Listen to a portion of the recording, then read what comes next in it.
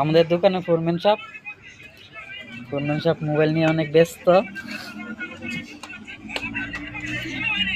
সারাটা দিন কোনো কাম কাজ নাই, এই যে দেন মোবাইল নিয়ে সারাটা দিনই টিকটক দেয়। কিছু কইলে আবার টেরা টেরা চাই। যে আরেক ছাগল আছে, এই ছাগলের কাম করতো, ছাগলেও দা দূরে। এই যে দেন দেন ভাই, এই যে শেপ দিয়েছে কাম করবার লাগে, কাজ করে না। কাজ না করে এই যে বাড়িতে ঘুরবো আর এই যে ভাল লাগবো।